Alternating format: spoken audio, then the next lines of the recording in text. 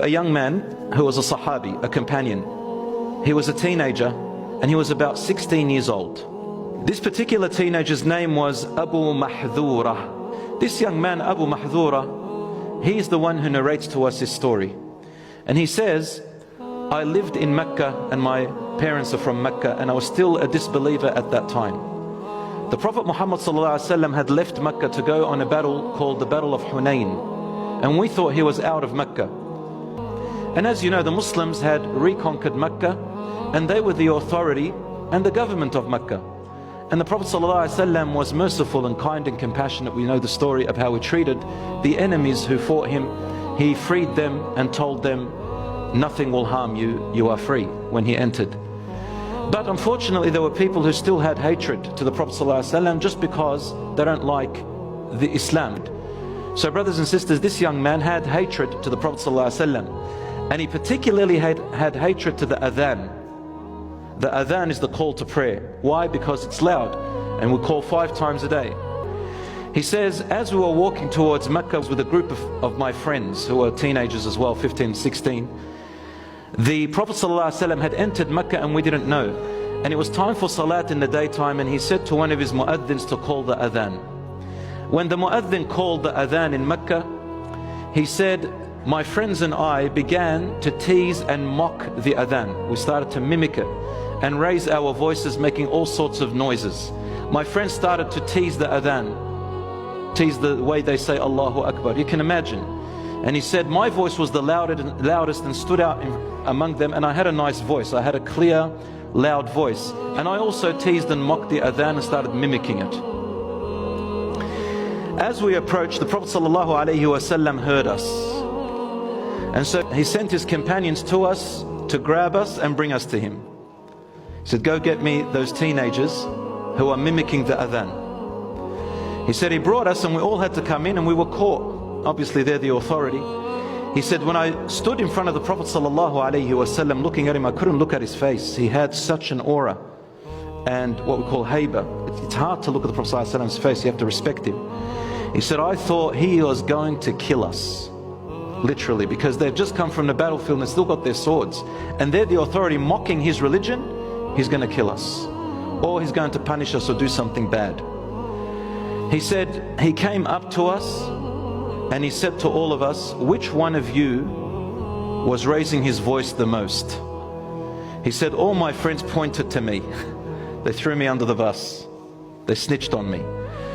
He said, but it was true, my voice was the loudest and mine reached the furthest. So the Prophet ﷺ said to my friends, okay, all of you go away. He didn't say a single bad word to them, just, all right, just go and leave me with this Abu Mahdhura. He said, come here, Abu Mahdhura. He said to him, were you the one with the loud voice? He said, yes. He said, I found your voice impressive. It's actually very nice. You have a talent, young man. And he smiled to him. The boy thought to himself, I didn't expect that. They told me he's a bad man. The Prophet ﷺ then, he said, he took a little bag and gave it to me.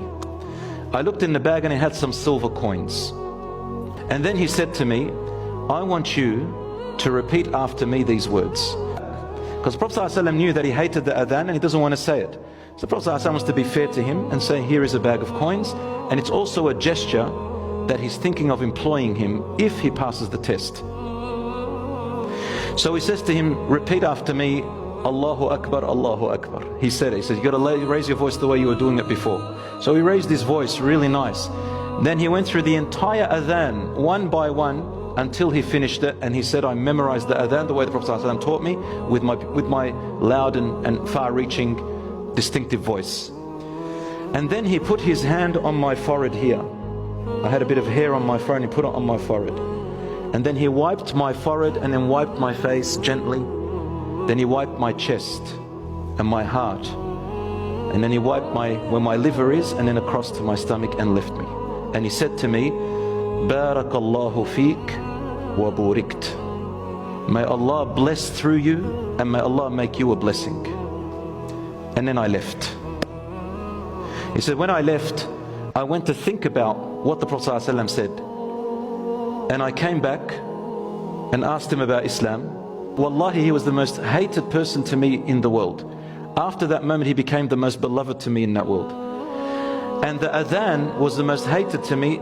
After that, it became the most beloved to me. And I said to him, I bear witness that there is only one God worthy of worship, and you are his messenger. O messenger of Allah, are you trying to employ me? Is that why he gave me the bag? And he said, yes. Do you take the offer? He said, yes, I do. He says, I've employed you as the main Muazzin of Mecca. And truly, Abu Mahdhura accepted the job, and he became the authority Muazzin of Mecca. There were four. Bilal radiallahu anhu was for Medina, and he was for Mecca. The other two I forgot, but Abu Mahdhura was known throughout Islamic history. He was the fourth Muazzin of Mecca, and he died when he was 59 years old, all that time. Now, brothers and sisters, this incident by itself tells us so much about how to treat our teenagers and youngsters. So many lessons, but I'll just say two of them. Number one, Rasul sallallahu alaihi wasallam did not judge him or reprimand him. He knew that he's a teenager still learning. Instead, he employed his talent and made it known in front of everybody that you have a talent.